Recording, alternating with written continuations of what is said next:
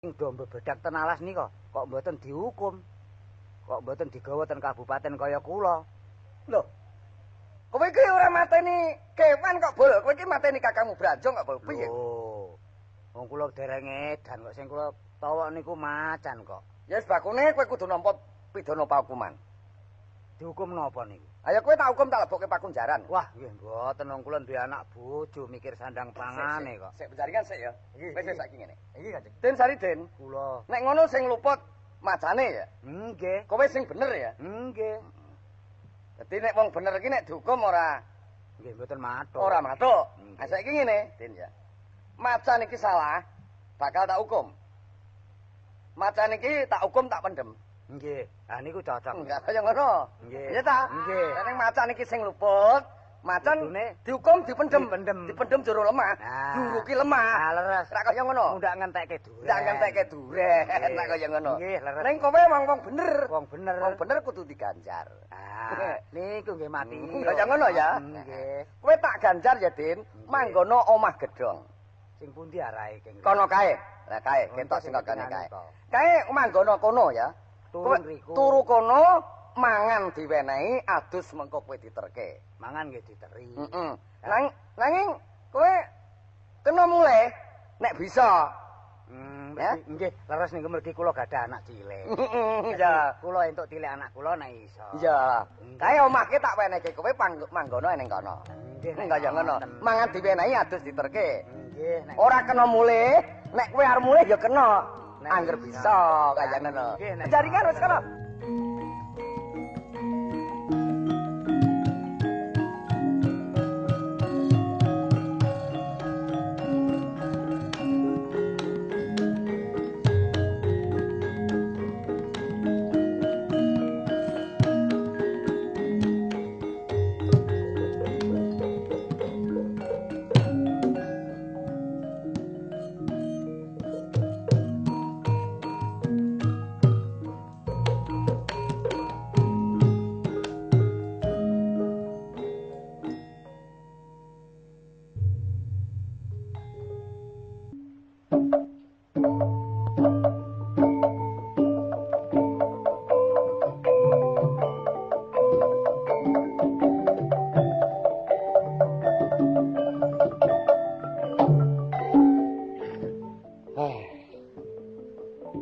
ketemu pancen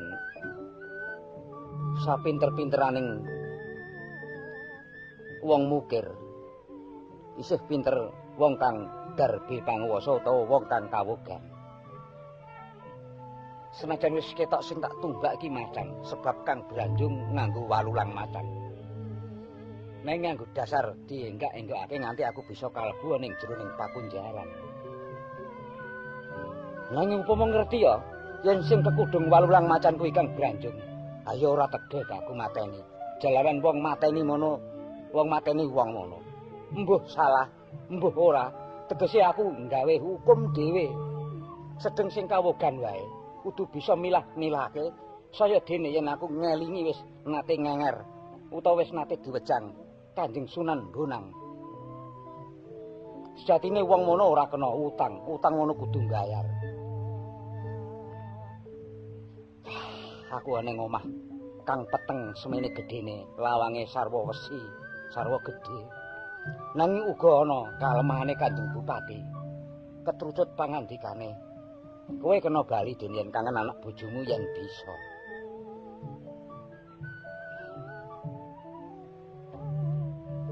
Banjur kepriye? Monggo aku uga kudu kepengin kepethuk anak lan bojoku. Iya aku kelingan aku nate diwejang karo Kanjeng Sunan Bonang. Sejatine manungsa mono yen wis bisa manunggalake rasa. Wis bisa rumaket ing antaraning Gusti lan kawula. Samubarang panyune bakal kasedyan lan kasembadan Gusti Allah sarwa ngijabahi. Lan pun yen narima utawa ora salah, kuwi tetep dadi kasihaning Gusti. Wis ana ing kasebut ana ing jroning dalil ya ayyuhal ladzina amanu hatta ansarillah. Wong yen sarwa sabar lan iman, patuh, tauhid dadi tansah entuk pitulunganing Allah. Coba aku tak ngeningake cipta. Tak ngilangi Pancandri aku tak racute dadi sawiji manyembah marang panguwasaning Gusti supaya aku pinaringan bisa metu saka ing jroning pakunjaran iki.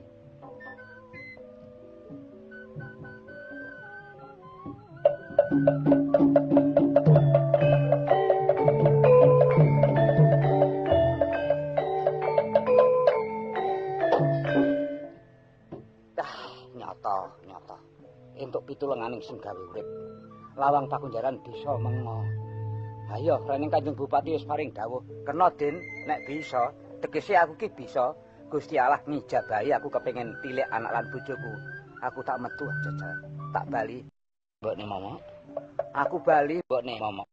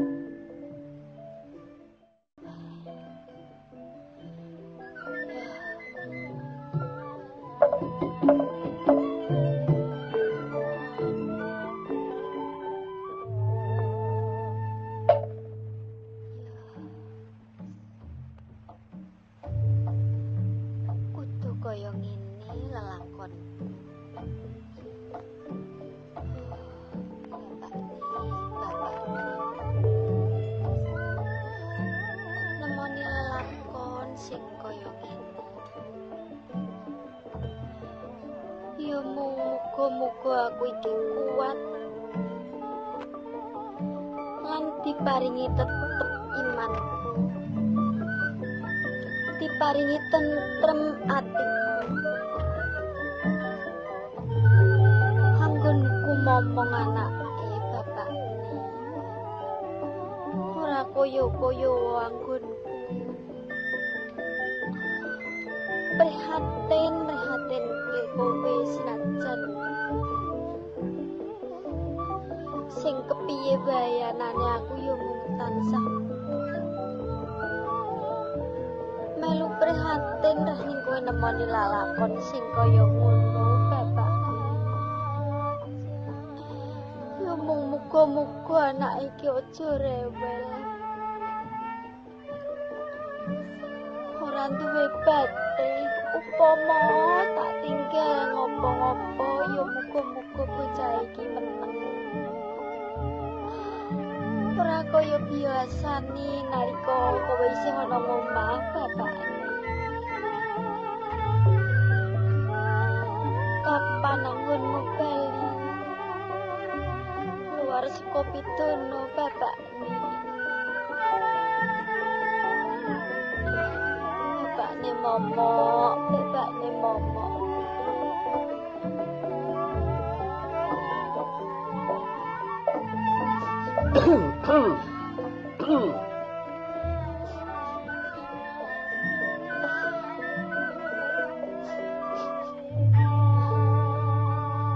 Meneng aja nangis.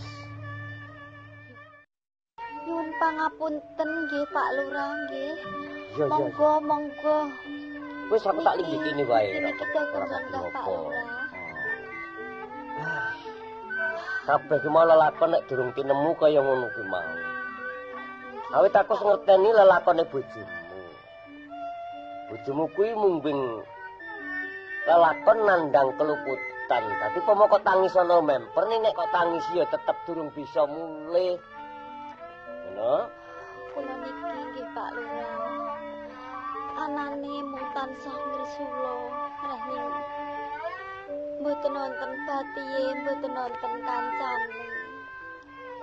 Upama kula niku ditinggal nyambut gawe ta mboten napa-napa Pak Lurah. Nanging yur pripun rahing bapakne momok niku nemoni lelakon sing kaya koten. Kula niku sing dadi wong wedok anane nggih ming jutek kalih jutek to Pak Lurah. Aku ora maido karo kowe. Amarga aku ngerti kahananmu. Kowe mesti judek mikirke bojomu ra mulih merga bojomu kena perkara wektu dina iki dihukum ana ing pati pasantenan. Nggih, Pak Lurah, kek kula niku nggih mikirke tinggi saben dintene niku njur pripun to Pak Lurah nggih sinajan mung anak siji ning rak nggih kudu ngrupake napa-napa to Pak Lurah. Dene iki mbutuhke anakmu mangan. Utawa kowe dhewe butuh mangan nek kowe arep nyambut gawe mesti ora iso wong kowe anak-anak cilik. Nggih, kula niku nggih ming bingung kalih. Aku ki ning lurah. Lurah ku aja nganti gawe susah ing wong. Dadi kang supaya aku gawe pepadang. Susahmu lak mung perkara bojomu ana hukuman, kowe ora iso mangan karo anakmu. Lah nggih. Perkara kuwi gampang. Kowe tak kei dhuwit gelem apa ora? Kanggo mangan. Saestu napa pripun? Lho Pak ngono Lurah? aku ki ora hitungan nek dhuwit ki nyanyoh-nyanyoh ngono wae watakku kok watakku. Ning nggih ngoten Pak Lurah, rening kula niku nggih nyatane kekurangan. Pak Lurah sakniki ngendika kiyambak kersa maringi arta kalih kula nggih. Saderenge kula matur nuwun nggih Pak Lurah nggih. Ya tampanana. Nggih Pak Lurah. Pamane dhuwit iki entek. Kowe njaluk neh karo aku. Lah nggih kula niku nggih isin ngoten Pak Lurah, upami kula njur sakniki diparingi, njuk niki pun telas, njuk sesuk kula nyuwun malih. Kula nggih isin ngoten Pak Lurah. Ora susah isin, wong kuwi entuk palilahku. Yen aku rung meni palilah karo kowe tegese kowe kuwi wong jejalo. Nggih ta? Nggih. Aku ki rak mung senengane nulung-nulung wong sing lagi keribetan. Lah nggih kedah ngaten tiyang kula menika tiyang boten gadah. Kula nyuwun pengayoman kalian Pak Lurah. Iya ora dadi Sampun sak ngopo. mesinipun to Pak Ora Lurah. dadi ngopo. Dhuwit ki nek aku ki wis ora hitungan. Dhuwit ngisor Niki lho, Pak bantal Lurah, dhuwit. niki. Ha? Niki unjukane ning nggih ning toya bening Pak Ya Lurah. wis ora apa-apa, ora legi ora apa-apa. Nek kurang njaluk dhuwit ki ora apa-apa nek aku. Dhuwit ki ngono aku wis ora hitungan biuk-biukan tak andani. Nggih pun niki mawon Pak Lurah mangke nggih. Sor bantal dhuwitku nggon ndur lemari Kula kudu dhuwitku. ngati-ati leh kula ngecakke to Pak Nggon Lurah. rak-rakan dhuwitku. Nggon kantonge wong-wong kuwi ya dhuwitku. Aku ki lurah. Nggih. Bengkokku pirang bengkok lho ngono, pirang Ya, bau. nggih. Dadi ora usah dipikirake ngono. Wong urip ning alam donya kuwi mau aja nganti kedunungan susah. Ini ta. Oh, nggih. Perkara susah bojomu kuwi luputi dhewe nek kowe aja susah. Kowe mikirno uripmu dhewe, rak ngono. Nggih. Maneman kowe ayu-ayu kok. Ndak nek nangis terus kuru dadi elek. Ngono. Kowe lagi ndek anak siji awakmu sing misel-misel kok ngono. Niki Pak Lurah lenggahe riki mawon kok nyur terus. Lah ya wong bareng aku karo kowe ki ngilangke subasita tegese wis ngilangke saru resiku rak ngono to kowe ya. Lah nggih ning rak nyur lenggah kok nyur terus mapat-mapat Pak Lurah lho. Pun lenggah mriki mawon Pak Lurah nyur. Kula enten mriki. Temene linggih ki nek ra mepet ki ra marem. Ora ning popo, bojomu ki ning hukuman suwe hukumane. Kira-kira hukumane ya sak lawase urip ngono ae kira-kira. Napa nggih ta Pak Lurah? Gawe pepati kok. Lah nek sak lawase ngurip, njur kula niku njuk pripun mangke Pak Lurah? Lah kowe ra bineh no. Nggih ngisini-sini ngoten. Ya ora isin kok patut wong anake lagi siji wae kok. Lah ning nggih kula kudune sing ngrumangsani nek kula niku wong wedok mboten iso nyambet gawe napa-napa niku Pak Lurah. Mula kowe arep tak tulung supaya kowe ki asdeka seneng, asdeka nyekel dhuwit, madang wareg ngandang butuh, apa-apa keturutan nek ngono to. Njur kula diparingi damelan. Ora. Lah diparingi napa? Ya tak kei gawean. Kula buru ngangsu teng mriko nyapu ngoten. Oh, mesake ayu-ayu kok burung ngangsu. Lho nggih mboten napa-napa tiyang niku gawean kok Pak Lurah. Kowe tak pek selir. Lho, Selir.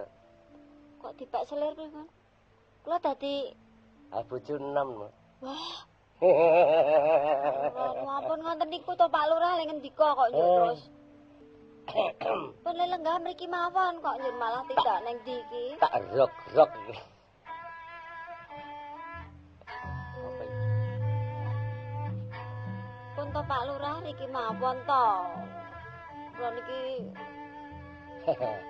Lalu ta ya, Dik. Dik, mangke nek wonten tangga liwat lho. Kula isin Pak Lurah. Dik ya. Kula Mboten kok, Pak, pun kula mriki mawon kok.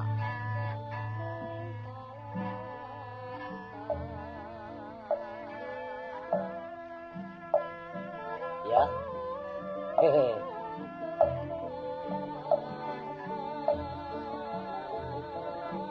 Terus iki rak wancine ya bengi to. Aku nginep kene pokoke nginep nggon aku. Boten Pak Lurah. Pun niki Pak Lurah kersane kondur mawon, nggih. Pak Lurah kondur mawon, boten sare mriki. Wong griya kados keten kok Pak Lurah ngersake sare mriki. Grek-grek ben marem. Boten Pak Lurah, pun sak mriko kondur mawon. Kokil kang mung sejak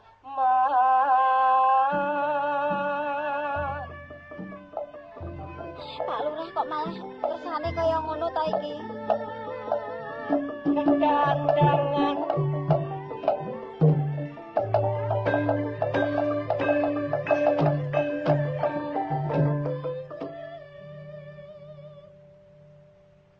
Pentol lenggah mawon Pak Lurah kok malah tindak-tindak ning ndi to iki malahan kok. kayu gengre neka calma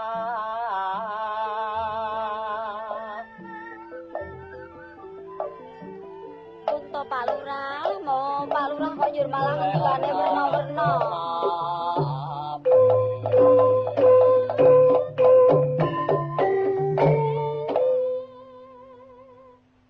senengku kapati pati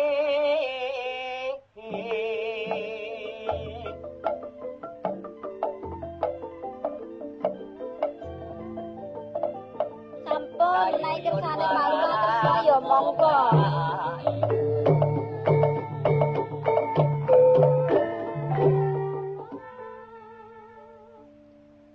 manut tawa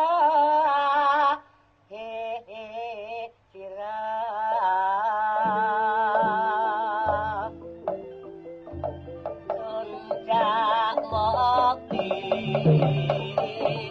barang mokti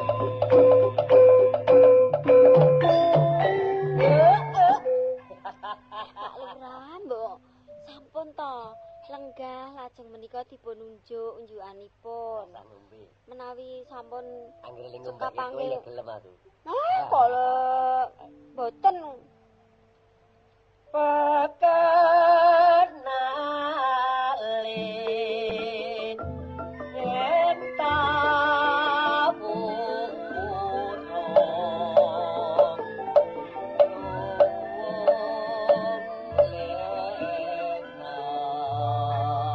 sampun ngendikanipun Pak Lurah monggo. Namun kula nggih tetep boten saged ngimbangi katresnanipun Pak Lurah menika. iki ra nek Kirang prayogi. ora nek wong lho Menawi mboten wonten tiyang lan yo kersane arep ngopo? tak perkosa lho Kok njur nekat wae. lha terus bacot kok ngene Kula nek mesine kudune ngajeni karo panjenengan. malet Ning nek Pak Lurah ngendikane saya suwe kaya ngono.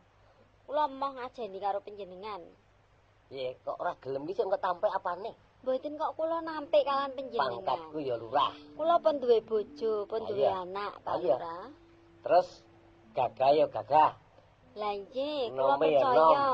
tur nyang ndi numpak jaran lho Ning ngono kula wong ora seneng kok Pak Lurah, wong kula pun Coba. duwe bojo kok. tontonan Mboten kalau nek aku kuwi numpak jalan kalak gagah to lah nggih kula menawa sampun pitados. aku jane wis suwe lho lek ku gandrung karo kowe Sampun sakmena kundurke mawon. aku gelem mulih nek bareng karo kowe Lho, wong griya kula mriki kok njur kalian kula wonten pundi? kene engko didol Lajeng kula nyewa wonten nggon pundi? aku Mboten. Sampun kondur ta monggo Pak Lurah. aku rung sing mulih nek rung barengan karo kowe Lah menawi kula mboten purun. ora gelem tak rudo paripeksa no Boleh, ayo kula terima oke. jam ayo nanti yo dados ayo kewanipun Pak nganti kowe Lurah. ayo mulai nganti kowe Lho mboten, Pak Lurah niki tak yo kaya ngono lho. Lho, Den. Lah, Pak Den. Monggo, Lurah. Monggo. Niki lho kancine lawang. Niki lho kula pancing ing leben. Priye tungguke momok iki mau. Ora iso omong apa-apa aku bapak. Wis ora perlu apa-apa aku kabeh. Lakon kok kaya ngene. Isin aku bapak. Kok kaya ngono ya Pak Lurah.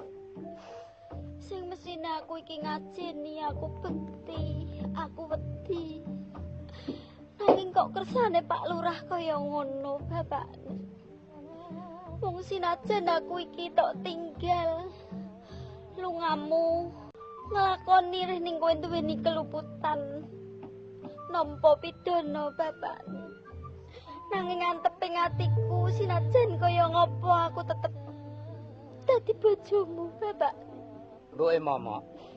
Piye bapak? Wis ora perlu kowe nangis, sakabeh pakarti iki mau aku wis bisa maca lan ngerti kanthi Ning gampang. aja nganti bapakne momok nglerokke aku, ngluputke aku ya bapakne. Ora aku iki wis sawetara kok ning jeron kamaran kuwi mau kok malah wis turu barang kok. Aku ya bisa bali. Nanging reneng tak sawang mau kowe lagi repot umbah-umbah mengko ndak malah kaget wong bali kurang apa-apa aku terus mapan turu lawang tak cengkal. Usanane ana kedadian Pak Lurah aku ngerti kabeh.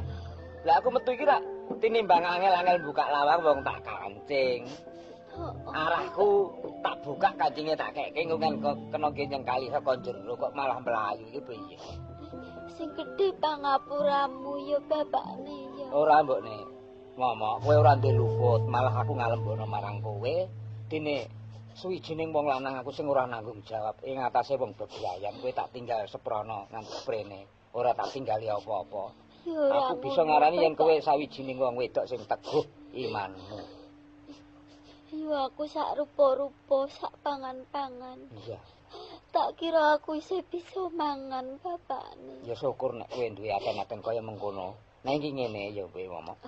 Aku bisa mulih ki ya mung sak kecelapan. Awong terus piye? Aku iki satine rak dihukum to karo Kanjeng Bupati. Niki iki pancen dikeparengake kowe miliki ana omah ngono. Jalaran ya wis paring dawuh. Kowe kena mulih den yen bisa. Lah iki mengko bisa nanging aku lak ngugemi. Iya. Amatuhi dawuhe Kanjeng Bupati, apala mangsane aku turu ya tak bali rono. Mula kowe sing ati-ati ning omah ya mbuke momok. Yenmu momong anakmu ya. Bapakne. Kepriye mbok enak? Kowe kok njur kesusu arep ninggal aku lan anak. Mbok ya tentremke dhisik ana ngomah sinajan kowe iki mengko bakal bali meneh. Lha witekno nek ora engko nek konangan Kanjeng Bupati malah saya rame meneh. Engko nek perlu ditambahi paukumanku. Aku ing pangarak supaya entuk pangapura saka ngarsa dalem Kanjeng Bupati to. Wis to? Iya kudu. Kowe mantep po wae. Nyuwun marang kersaning Gusti supaya aku enggal-enggal bisa metu saka ing kakunjaran Ora bisa kurang-kurang bapakne aku yo tansah nyuwun. Diparingono luar saka pidana bapakne. Ha iya, anak aku kesuwen ning omah. Engko ya malah ora-orane Pak Lurah iki mau ya lunga lapor ngandhake aku ning omah. Mula sing apik tak dhisikane. Aku tak bali turu ning kono. Dadi engko upama ana wong-wong sing saka pati, mongko padha ngruduk ning poman kene, lek kecelek to tibane. Nanging njur aku iki mengko kepiye bapakne nek aku tok tinggal.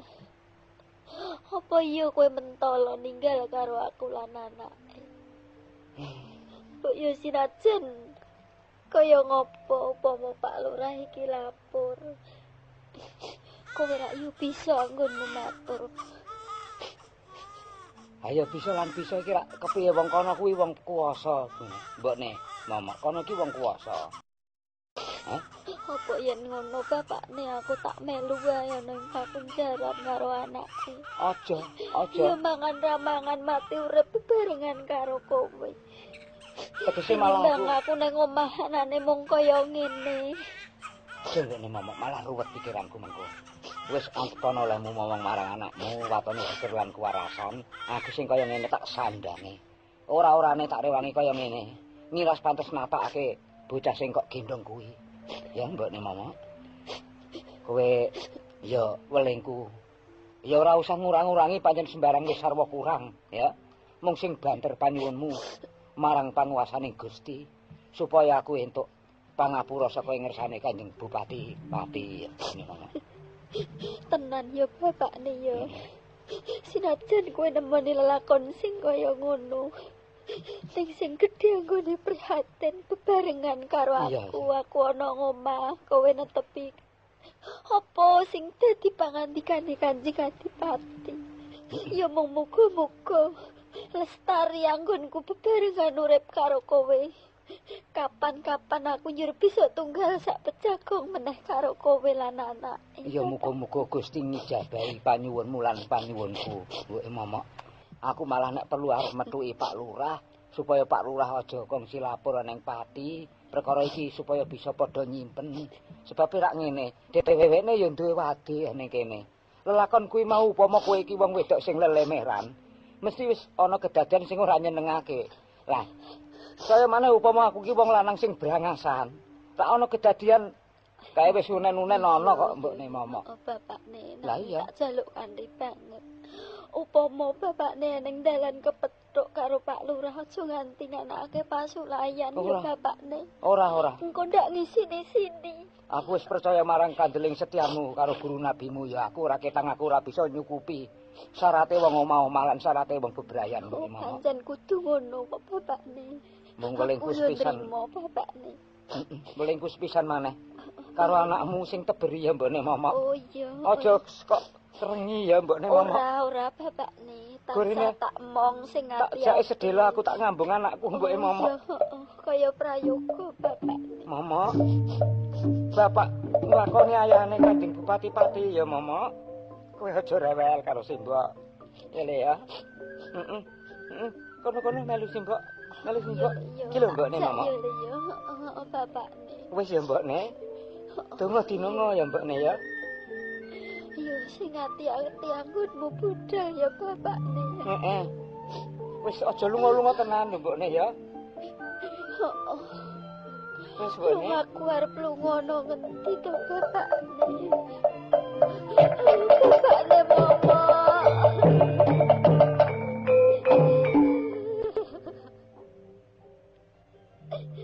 Lakon kok kaya ngene. Yen ora kuat anggonku mikir, tak kira aku malah bisa tumekaning Pati luwih dhisik bapakne. Kaya wis ora kurang anggonku prihatin. Anggonku nuwun. Muga-muga nang luar saka bebaya sing tok sandang bapakne. Ger Momok, aja rewel yo ger yo.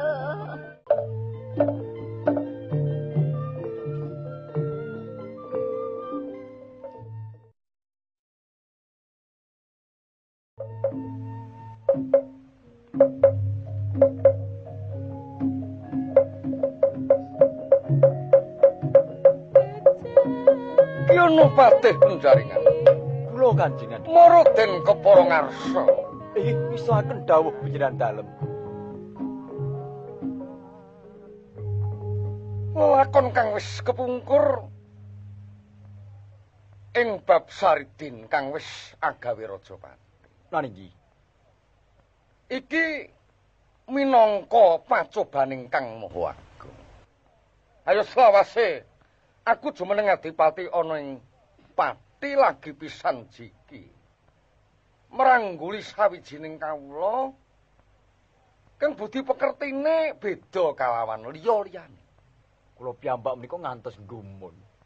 Menapa ngaten menika ingkang dipun mestani tiyang samin menapa ados pundi? Aja wis wong gemblung ngono bae. Ah nggih. Aning aku uga ora bakal kelangan religen lan ego pertika. Nggih.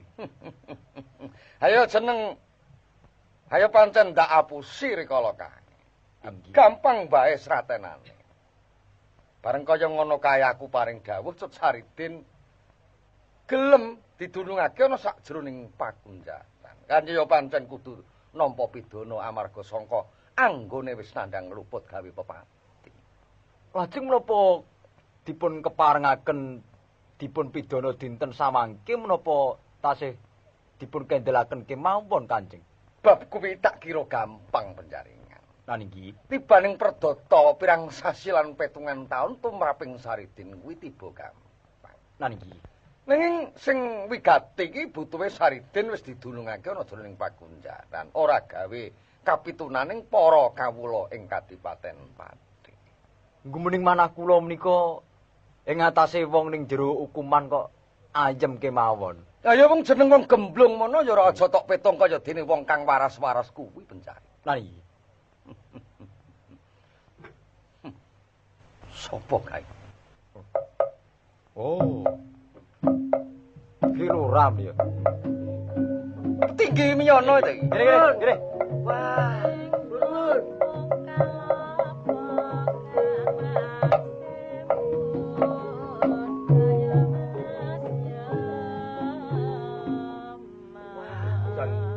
Panjenengan itu pripun lho? Petinggi miyono. Inggih kula. Aku ora rumangsa nimbali kowe sowan ana ing Pendopo Pati. Nggih mila kula sowan niku aja wonten parigawe.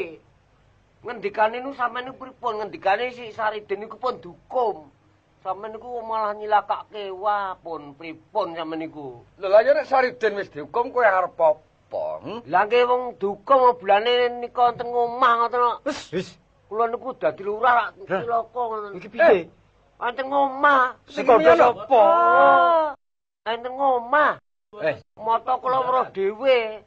Jane dukum napa mboten sampeyan niku? Kowe kuwi janjane kesurupan apa pancen lagi anget awakmu? Kok anget pripun sampeyan niku nggae pengadilan nggih sing adil. Kowe aja salah tonen lho, kowe iki tembungmu nang ngareping bupati. Nggih. Ning mung nyatane teng omah ngoten nek jarane dukum kok teng omah. Kowe kok bisa matur yen Saridin ning omah kuwi? Kowe weruh dhewe apa gethok tular? Kula weruh dhewe mboten omongi wong. Nek omongi wong men kula gugu, mata kula weruh dhewe. Malare kepiye? Angge wong kula surup-surup mriko. Terus teng omah kok. Nalare kepiye? Kowe kok aja iso ngarani Saridin ning omah kuwi kowe ngopo? Kowe nyang omahe Saridin iki ngopo? Angge teng omah Saridin napa? Lho kowe mrono ki pinuju apa? Nggih pinuju mlaku tremengga. Awan apa sore apa bengi. Wong petinggi kok yak-yakan golek apa nyang kampung kuwi? Niti priksa. Lah rak ngono to. Keamanan kok. Aku cut wong sak gereme dhewe. Niti priksa kali omah ngriku. Dadi kowe lagi niti priksa karyaning para kawula cilik. Nggih. Kapinujon kowe mampir ning omahe Saridin tak ngono. Nggih, sing enten sing wedok tok. Kekedadak Saridin ning omah. Nggih. Nanging apa aturmu kuwi bisa tak percaya? Pun to mengke nek mboten kula mengantemi nek kula anu. Tenan. Dadi yen Saridin mengko nyata-nyata ora bener aturmu, Nggih. kowe njaluk diantemi ngono. Nggih, diantemi wong sak bupaten iki. Kowe matur ana marang bupati. Nggih, tenan Aja niku. tok anggap karo kancamu petinggi. Pun to tenan niku. Kowe guyon ya kena nanging aja bab kuwi. Enten ngomah tenan sampeyan niku kok ora ngandel karo aku lho. Ya. Penjaringan. Dawuh Kanjeng.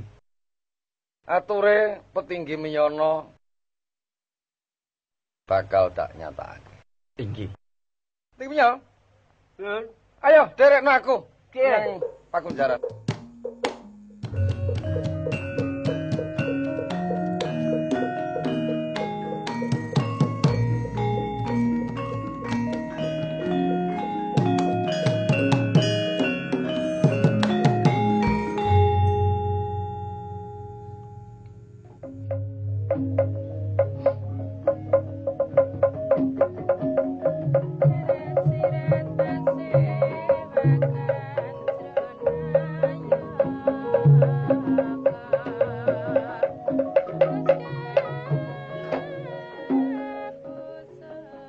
Kok sepi kaya ngene?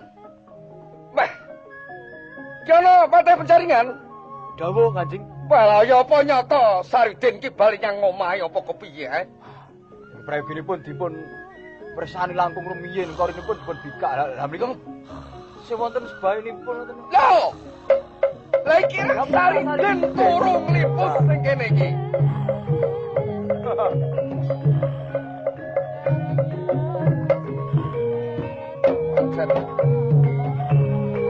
Ora pisan ora pindho. Wis kondang nek petinggi Miyono kuwi petinggi sing ndrugal, Gusti, Hmm? kula nyuwun pamit. Ngomong ngendi kowe sik? Kowe aja seringan ora kowe. sik. Gamelan dusun kata sanget. Iki sapa sing turu nglipus iki sapa iki? Saridin. Ayo kowe ngarep matur apa? Nggih, pareng nyuwun pamit. Oh, sik, mengko dhisik. Wes iki. Aja anu celuk-celuk karemu dhewe. Kowe kok kaya ngono petinggi? Nggih kok wong wau teng omah tenan kok. Kok selagamu cut beda karo mau. Etok-etok kaya plonga-plongo. Nggih tenan niku wau jan. Mlanyang ndi arep mlanyang ndi? Cekeling arep nyang ndi kowe? Penjaringan piye? Kandhane si petinggi menyono ing ngarep piye? Yen Sariden ora ning omah dikapake. Anu mboten napa-napa. Mboten napa-napa njaluk diantemi to. Piye? Ten janji wau le. Kandhane. Wong ora konoke Sakit le den mantel. Ngopo kowe kok aduh sambat kok atahu iki apa? Kowe nyepelekke ya? Nyepelekke kowe. Aduh. Wong sambat kok atahu. Nah, ora ngremehake ra ora eneng kowe. Iku kaget kok Dipati. Sambat yo sambat. Ngantem kok cengel. Nyebut yo nyebut ning sing irama. Nyun pangapunten. Mbak nyebut ki ana tatanane. Nyun pangapunten Gusti. Nyebut kok lahuk. Gusti Pati. Jejeg pisan kowe malan. Dipiloro mawon kok. Nggih. Senane gawe-gawe kok kowe. Gawe-gawe mboten kok. Nyatane Sariden ono. Wonge turu nglipus ngorok sesonggoran kok diaturake. Ning omah kene ora petinggi genceleng ora ana. Nggih wong niku mau. Kowe arep sinawayan apa piye? Mboten mong wau nggih kaya tenan e. Mboten niku ora aja gawe elek kula, sejaga aku kok muni. Sejaga ki aku tampa ra ya aku paring duka marang Patih Benjari. Ayo ngene iki piye? Nyuwun pamit nggih Gusti. Pamit apa? Wis aja tak antemi. Wis kaya ngono wis. Mbokne. Wis wandane ora. Lah iku benjo kabeh, Mbok. Awang urung diantemi wis pating pledhot kok benjo ngapa? Kowe iki ora kaya ngono ki malah ora patut. Iso gawe-gawe. Sok meneh aja dipindho ya. Nggih. Kamu kenapa ngene kene kondo ning omah? Kowe dadi petinggi arep ambek kuwasa. Niki mawon. Jaringan. Dawuh. Coba kowe iku kan. Iki wis tak kedawuh. Din, cari Din. Tangi Din. Ya tangi. Ayo, plek. Gini, betul. Nggih.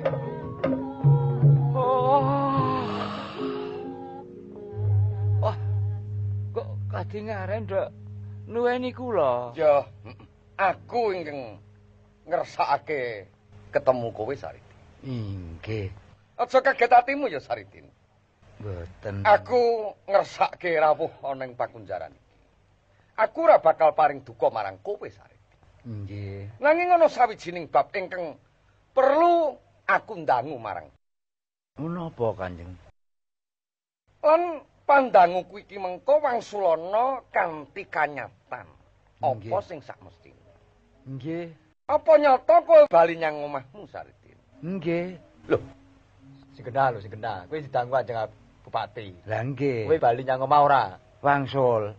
mulih nyang omahmu. Nggih. Ketemu bojomu. Nggih. Ketemu anakmu. Nggih. Ya kowe ketemu karo petinggi Miyono. Nggih. Ayo, mriki Gusti Patih, mantep Gusti. Lho kok sik Cebrono. Aku kula nggih mboten dore. Wis. Plok. Aja teman-teman, Lah niku Gusti Patih ngantem cengel ngoten. Lho, ora kleru. Mboten kleru. Amarga aturmu ora cocok. Wah, bagus tenan kowe, Din. Kula niku wangsul mpun wonten menawi ping sekawan Kanjeng. Lho, ping 4. Kowe bali ki wis ping 4. Nggih. Ping 4. Kowe bali metu ngendi? Nggih medal lawang ageng niku. Mireng mboten ping 4. Saridin. Kula. Kowe opo lali dawuhku rikala mbiyen? Kowe nyepelekake marang bupati ya? Mboten kok malah hemut sanget kula. Rikala semono kowe tak paringi dawuh. Nggih. Den, kowe tak paringi ganjaran manggono ing omah gedhe. Nggih. Mangan kowe tak paringi yen adus kowe diterake. Nggih.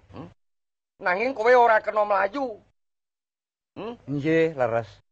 Kowe arep mulih ya kena yen bisa. Lah nggih menika ingkang kula ugemi Kanjeng Bupati. Lha ya kowe ora kena mlayu ta? Lah nang kula mantuk kula nggih mboten mlayu, nggih mlampah lumrah kula. Lho. Tegese lho. Sing tak karepake mlayu ki metu saka ing pakunjaran kang tanpa parilahku ki jeneng mlayu. Lho niku namine rak sulaya kalian dawuhipun jare Den, kowe nek arep mulih kena yen bisa lah. Kula niku rak bisa to Kanjeng Bupati. Lho lah ya mesine kowe kudune ora bisa jalaran Pakunjaran kuwi korine wae wesi kaya ngono. Nggih. Kowe bali mesti ana sing mengakake korining Pakunjaran. Mboten nggih kula piyambak. Malah malah niku ngeten lho Kanjeng Bupati, ingkang dados kawigatosan menika ngeten, wangsul kula menika kaping sekawan. Nanging tangga-tangga niku kathah sing cariyos, yen Pak Petinggi niku asring rika. Malah kula piyambak ndenangi nalika niku, kula nek enten Pak Inggi niku ndelik. Aja wis samestine to nek Petinggi kerep nyang padesan. Ndelik ten jero sentong, lawang kula tuwak kalih cengkal lawang. Rening Pak Inggi niku mesa ketoke mrakosa lawang kula niku ajeng mlebu, duka bojo kula ajeng dinapakke nika. Terus kula buka, malah cengkal lawang kula sukake piyambake terus mlayu. Petinggi menyono? Mrene. Nggih. Kene. Nggih. Men kowe wae bola-bali sing gawe perkara ya. Kowe iki den aja ngono. Lho, Maju. nika rak bojo kula sampean tarik-tarik nika jak mlebu sentong. Lah kula ndung ngaleh. Nek donge nggih dereng lilir kula nika. Aja macem-macem kowe iki. Wis aja penelekan. Nggih. Nyanggone bojone Saridin kowe ngopo? Nggih. Ngopo? Ngopo? Lah nggih. Kowe nindakake kewajiban apa? Kewajiban desa apa kewajiban kabupaten? Lah nggih keliling. Keliling. Keliling sawise ketemu karo bojone Saridin kowe ngopo? Kowe ditembung ngopo karo bojone Saridin? Nggih sik kula omong genti. Sampeyan niku omong kok terus nganyelke. Ngopo? Kuwi wong keselak kuwi ora wong sambat. ditempiling kalih Gusti Paten. Jejeg sisan.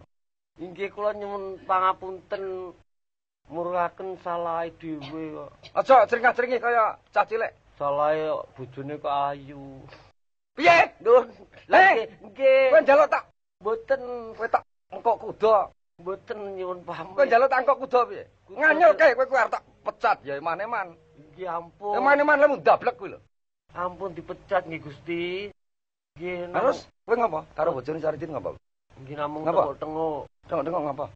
Nggih ngoten niku wau. Mboten ding bojo kula disukani dhuwit, ditukokke stagen anyar, lambi anyar. Sosial kok. Nggih, kula sukani dhuwit. Kula sukani klambi. Wong rondo liyane bojone Saridin kira akeh sing tok penehi kok mung bojone Saridin tok. Lah sing mesake bojone Saridin tok kok. Aku mesake kok dhewe-dhewe tok beda-beda. Liyane do iso nyambut gawe niku mboten iso nyambut gawe kok Gusti. Nggih kula sukani ngoten.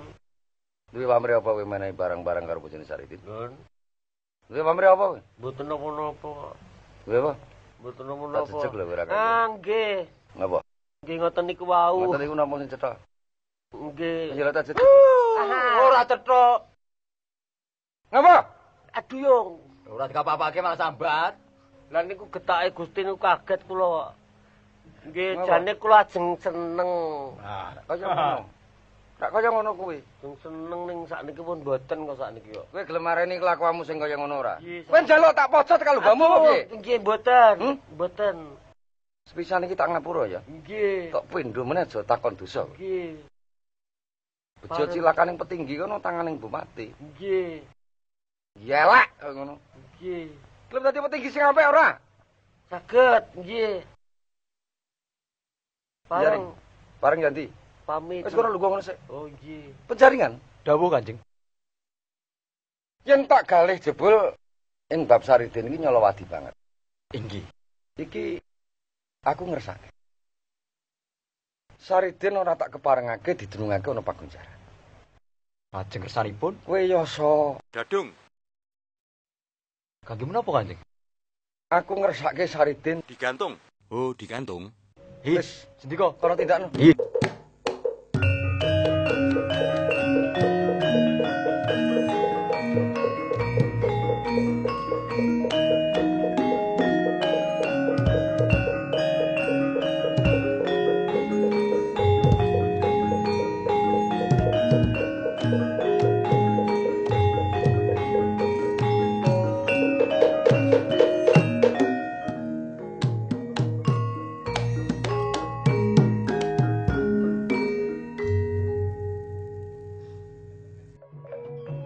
Saridin supaya enggal-enggal digantung ana ing alun-alun. Yoso dadung. Siji. Loro. Telu. Ayo, kula rewangi rewangi narik nggih. Niki lho. Kula rewangi narik. Lho, Dedi.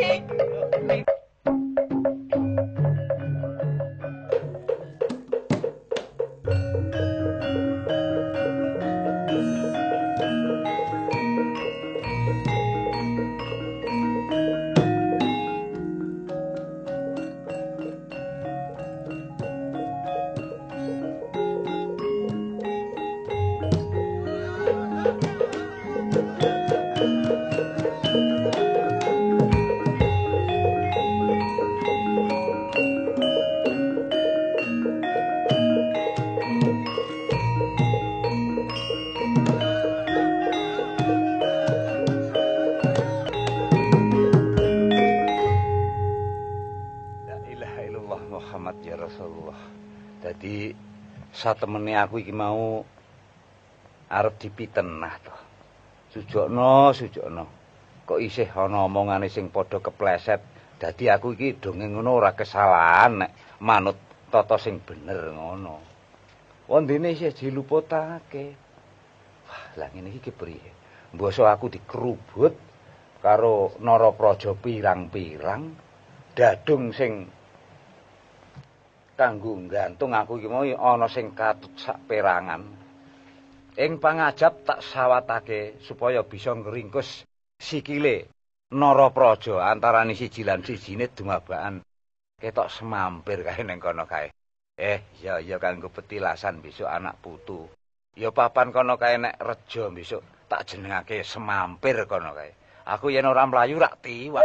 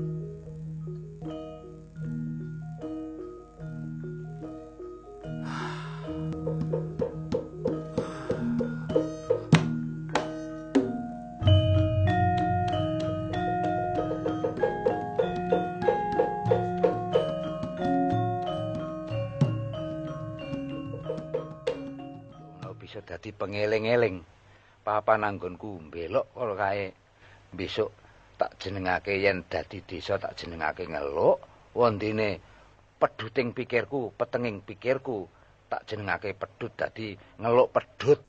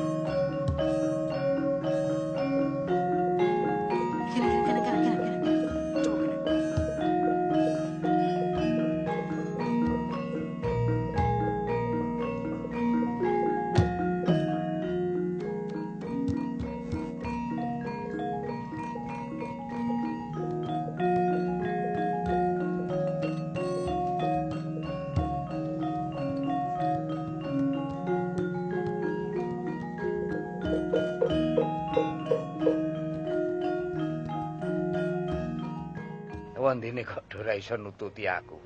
Aku ndelik ning isor wit benda dikepung. Saka pangayamaning Gusti mbok menawa aku bisa mbrobos. Kono kae sing nggon wit benda kae tak jenengake Bendan. Nggonku mbrobos kae ya besok nek rame tak jenengake Mbrobosan.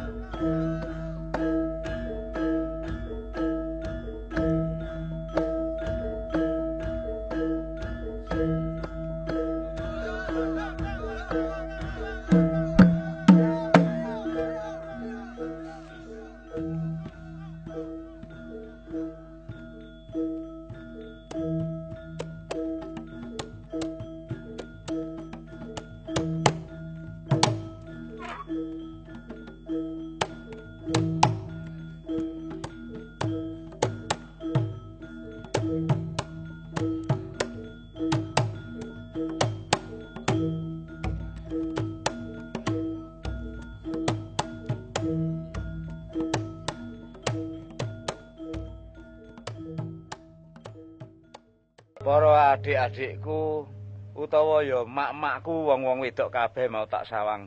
Kae lagi ana wong padha ngosek. Nek ora kleru mau kowek kae sing dikosek. Kowek iki nek cara kene rupane meh